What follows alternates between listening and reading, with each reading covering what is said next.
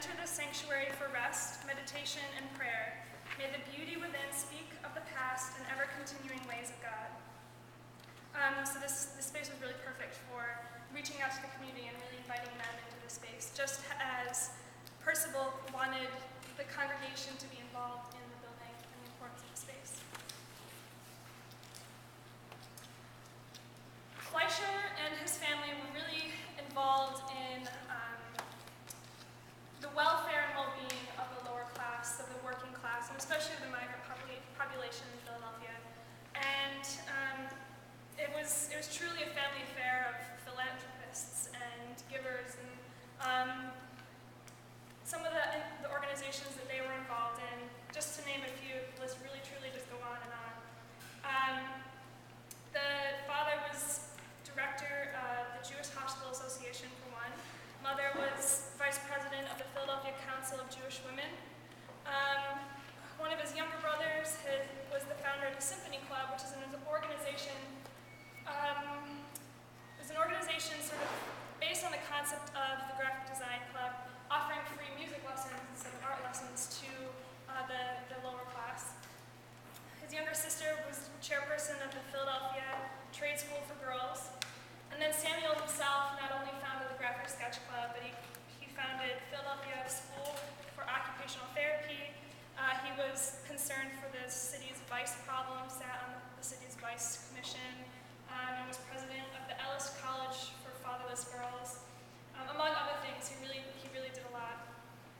And the sanctuary, it became this perfect complement to the Graphic Sketch Club by providing the neighborhood with a beautiful space, the working class with a beautiful space.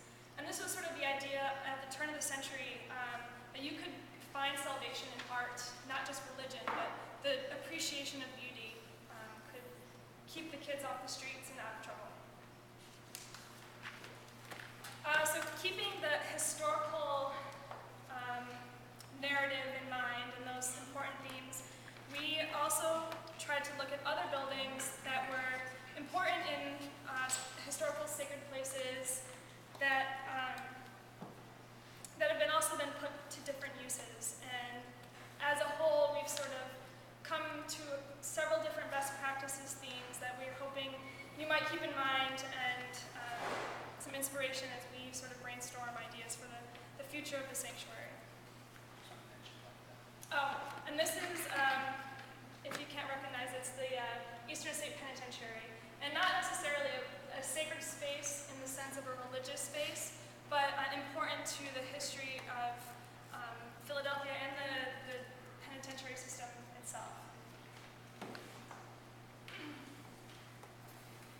So theme number one is sort of the idea that historic architecture lends value and distinctiveness to organizations and their programming.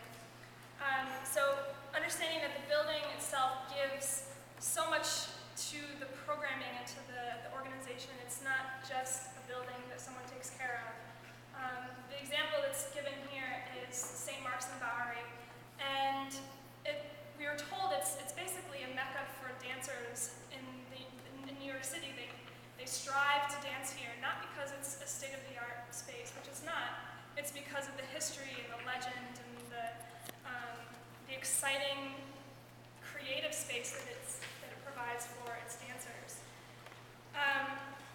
And so the basic idea is that the particular responsibilities and costs and challenges that come with historic architecture, the benefits truly outweigh the costs. And so here. I mean, this is a pretty smaller space, but we don't want that to be sacrificed for programming. It's really the architecture that should stay true. The process of reuse or reprogramming matters, not just the end product. And that's sort of why we're here today. We're in the middle of this reprogramming, reuse process. And the historic structure report is proceeding nicely. And this is just another aspect, just as Matt was talking about earlier. Again, the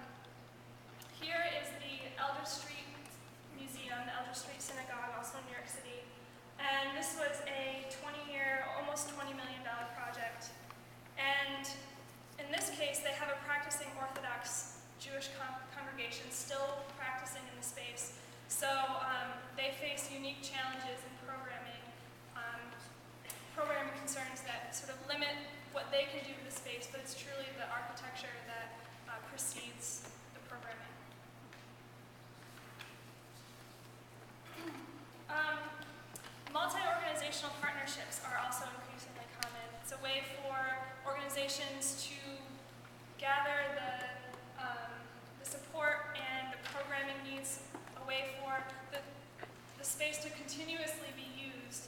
And there are a number of ways that we've realized that this